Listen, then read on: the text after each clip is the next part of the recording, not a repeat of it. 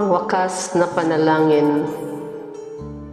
Ama naming Diyos, marami pong salamat sa buhay na ipinagkaloob niyo po sa bawat isa sa amin. Salamat sa pagmamahal, proteksyon at gabay sa aming kalakasan. Salamat, Panginoon, sa katugunan ng aming mga kahilingan. Salamat sa bawat isa na naglaan ng oras upang mag-serve sa iyo ngayon. Nagpapasalamat din po kami sa pamilyang ito na tumanggap sa Inang Berhing Maria. Basbasan niyo po ang kanilang tahanan.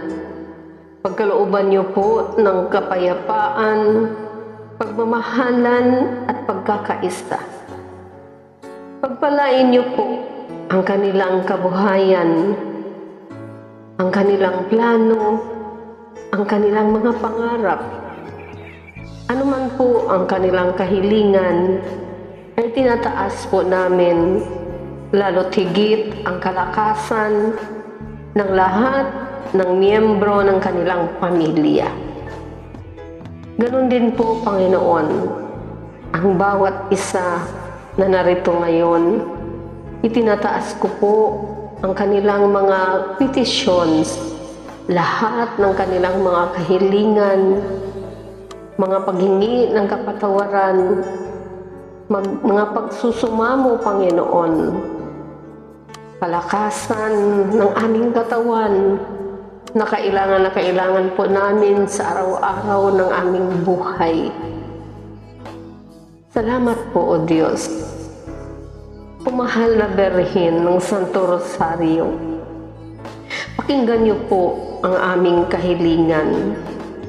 Sa bawat panalangin namin, sa butil ng Santo Rosario, madamasa na namin ang iyong makainang pagmamahal at pag-aaruga.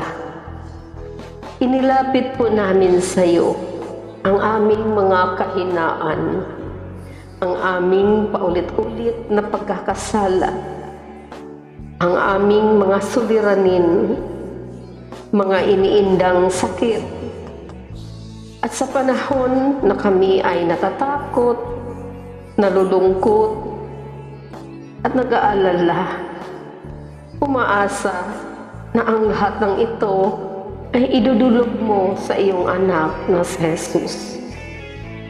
Ipagkaloob niya nawa sa amin, sa bawat isa, ang kapayapaan, kasaganaan, at ang pagmimithi na maging banal.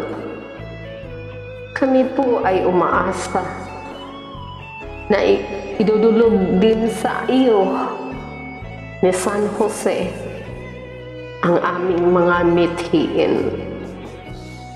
San Jose, ipanalangin mo kami. Ang lahat ng ito ay itinataas namin sa iyo, Ama, sa pangalan ni Jesus na aming Panginoon at Diyos. Amen. Sa ngalan ng Ama, ng Anak, at ng Diyos Espiritu Santo.